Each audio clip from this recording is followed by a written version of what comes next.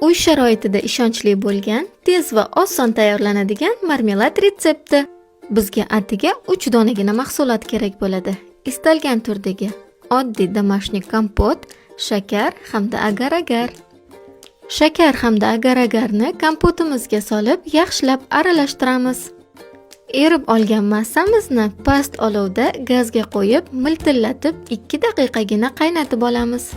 Qaynab hovuri chiqqan massamizni qoliplarga quyib, yarim soatga qotishi uchun qoldiramiz. Bu vaqt oralig'ida meni chirk bosib ketgan dekor gulchalarimni Baby Super очиститель yordamida oppoqqina holga keltiramiz. Gullarimiz ustidan Baby'ni sepib, qaynab turgan suvni ustidan quyamiz va 15 daqiqa kutamiz.